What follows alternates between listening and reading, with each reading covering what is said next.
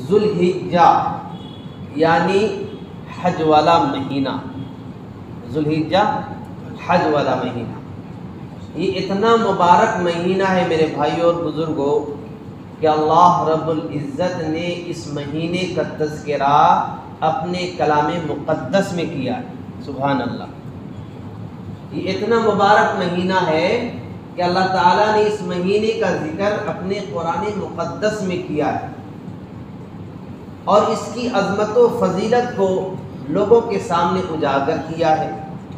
تو دعا کیجیے کہ اللہ رب العزت ہمیں اتنا مبارک مہینہ عطا فرمایا ہے، اب اس مہینے میں ہمیں کیا کرنا چاہیے، اب ہمیں اس کی طرف توجہ دینی ہے۔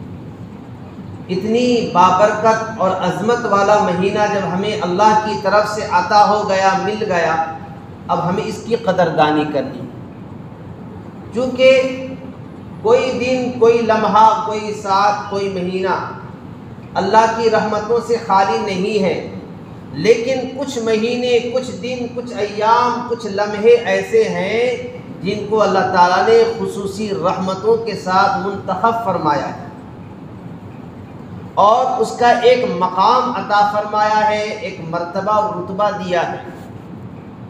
میرے بھائیوں، اسی طرح ان تمام دنوں میں ذوالحجہ کا مہینہ اور ذوالحجہ کے مہینے کے پہلے عشرے کے ایام یعنی ذوالحجہ کے 10 دن یہ اتنی مبارک اور اتنی بابرکت ہیں کہ اللہ تعالیٰ نے اس کی عظمت کو بتانے کے لیے قسم اٹھا کر لوگوں کے سامنے اس کی عظمت کو بتلایا ہے۔ اللہ کو قسم کھانے کی ضرورت نہیں ہے، لیکن یاد رکھیے میرے بھائیوں، جب کسی چیز کی اہمیت کو بتائی جاتی ہے تو آدمی قسم اٹھا کر اس کی اہمیت کو بتلاتا ہے کہ قسم خدا کی یہ چیز ایسی ہے۔ اللہ رب العزت بھی بندوں کے ماحول کو سامنے دیکھتے ہوئے قسم اٹھاتے ہیں۔ کیا فرماتا ہے اللہ تعالیٰ؟ اللہ فرماتا ہے والفجر، قسم ہے فجر کی، ولیال عشر، ذی الحجہ کے 10 ایام کی، 10 دنوں کی۔ آج الحمدللہ ذی الحجہ کی پہلی تاریخ ہے، جولائی کی بھی پہلی تاریخ ہے، ذی الحجہ کی بھی پہلی تاریخ ہے، یہ اتفاق کی بات ہے۔ تو اللہ کا فضل ہے کہ ذی الحجہ کا مہینہ شروع ہو گیا ہے اور ذی الحجہ کی آج پہلی تاریخ ہے۔ اللہ قسم اٹھا کر فرما رہے ہیں، قسم ہے فجر کی اور ذی الحجہ کے 10 رات کی، 10 رات قسم اٹھائی ہے۔ پھر فرمایا والشفع والوتر، قسم ہے یوم عرفہ کی اور قسم ہے یوم النحر کی۔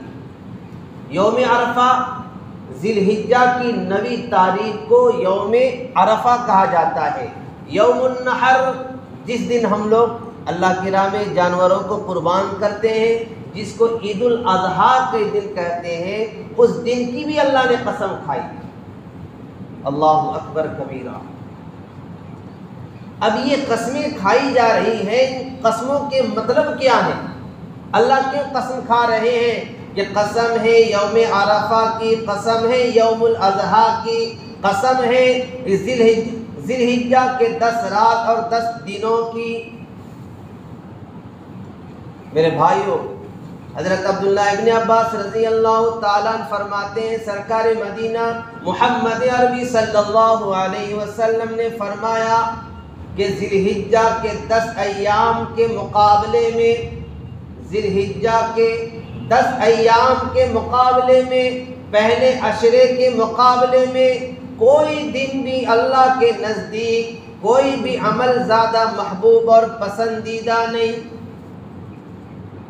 ذی الحجہ کی ان مہینوں میں اور ان مہینوں کی ان دنوں میں، 10 دنوں میں جو کوئی بندہ اللہ کی عبادتیں کرتا ہے، اللہ کو یاد کرتا ہے، یہ عمل اللہ کو اتنا پسند ہے، اتنا پسند ہے کہ اللہ کے نبی فرما رہے ہیں ان دنوں کے علاوہ اور کوئی دن بھی اللہ کے نزدیک محبوب اور پسندیدہ اس سے زیادہ نہیں ہے۔ صحابہ نے عرض کر دیا، یا رسول اللہ صلی اللہ علیہ وسلم، کیا جہاد سے بھی افضل ہے؟ ان دنوں میں اللہ کی عبادت کرنا یہ تو معلوم ہے اور یہ بہت محبوب ہے اللہ کے نزدیک، تو کیا یہ جہاد سے بھی افضل ہے؟ اللہ کے نبی نے فرمایا جی ہاں جہاد سے بھی افضل ہے، لیکن سوائے اس جہاد کے جس جہاد میں بندہ اپنی جان اور مال کے ساتھ اللہ کی راہ میں گیا ہو اور واپس نہ لوٹا ہو، اس کی بات ہی الگ ہے۔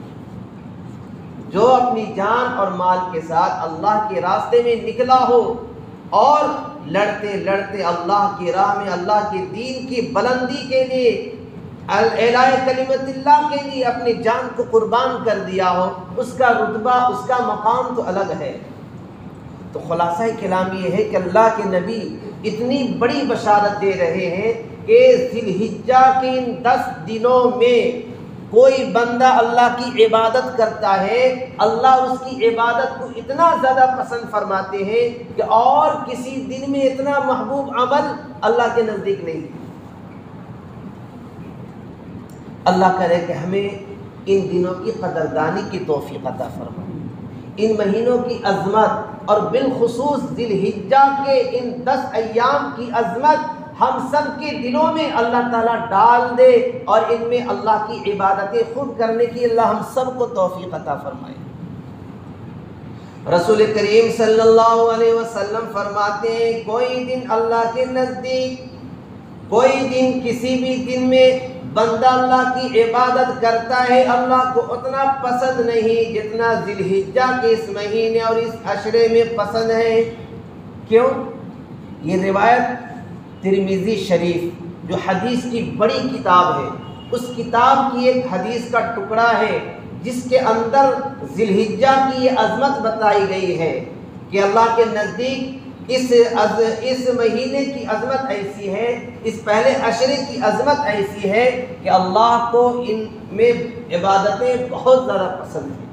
وجہ اس کی یہ بتلائی گئی ہے کہ ذی الحجہ کے 10 ایام کے جو 9 روزے ہوتے ہیں ان روزوں کی فضیلت یہ بتلائی گئی کہ ایک روزے کا ثواب سال بھر روزوں کے برابر دیا جاتا ہے۔ ذی الحجہ کے 9 روزے مستحب ہیں رکھنا۔ اللہ کے نبی فرماتے ہیں اگر کوئی ایک دن کا روزہ رکھتا ہے تو گویا سال بھر روزوں کے برابر ثواب دیا جاتا ہے۔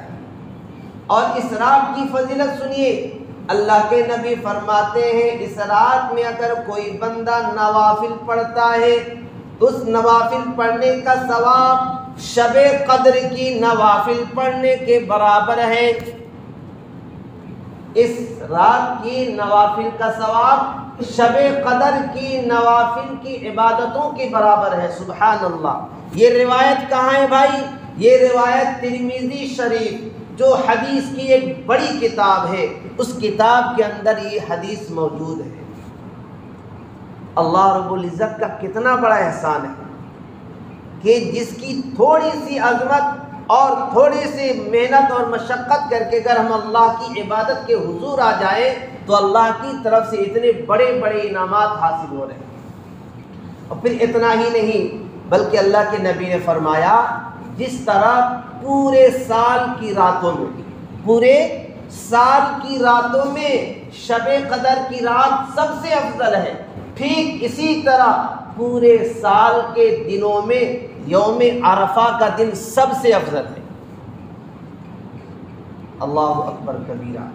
پورے سال کی راتوں میں شب قدر کی رات سب سے افضل، اسی طرح پورے سال کے دنوں میں یوم عرفہ کا دن سب سے افضل ہے جو اسی ذی الحجہ کے پہلے عشرے میں آتا ہے۔ ذی الحجہ کے اس عشرے میں صرف ایک عبادتیں نہیں، کئی عبادتیں جو بڑی بڑی عبادتیں ہیں جس کو اللہ کے نبی نے بیان کیا ہے۔ اللہ کے نبی فرماتے ہیں حج جیسی عظیم الشان عبادت ذی الحجہ کے پہلے عشرے میں انجام پاتی ہے۔